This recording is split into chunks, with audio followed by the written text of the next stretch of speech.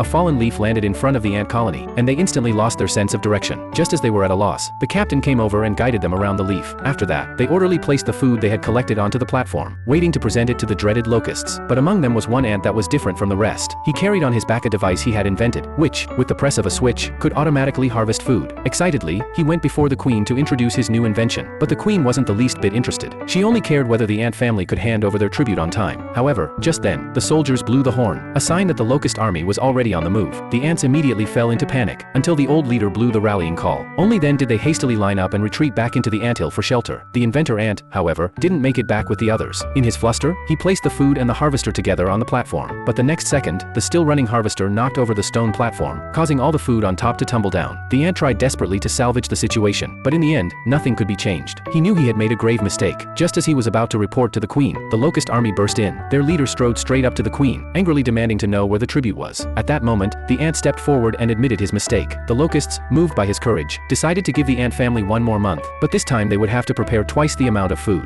Before the queen could even reply, the locusts left. Very soon, everyone's eyes were fixed on the inventor ant. He told the queen his idea. He would gather everyone to work together and build a giant bird model to scare off the locust army. The queen approved his plan. First, they carved out the shape of the bird from leaves, then lifted it into the air to block out the sunlight. Soon, the bird's silhouette was reflected on the ground. They quickly built the bird's frame with branches, and with all the ants working together, a decent-looking bird model soon took shape. Next, they used fallen leaves as the bird's feathers, and finally, a lifelike giant bird was completed. The ants hid the bird inside a tree hollow. That night, the locusts arrived right on time. They drove the ant family into a corner. While the locusts were distracted, the inventor ant and his companions slipped into the tree hollow. Before long, the ant climbed into the bird model and descended from the sky. As expected, the locusts were terrified and fled in all directions. But just as the ant thought the plan had succeeded, the locusts, in rage, lit the bird on fire with a match. The ant was forced to make an emergency landing, but this also made the locusts realize they had been tricked. They vented their fury without restraint. Yet this time, the ants did not retreat. They united and charged at the locusts, who were so frightened that they all ran away. The crisis of the ant family was finally over. Without the harassment of the locust army, the ants were able to live carefree lives again, and the inventor ant, at last, won the recognition of the entire colony.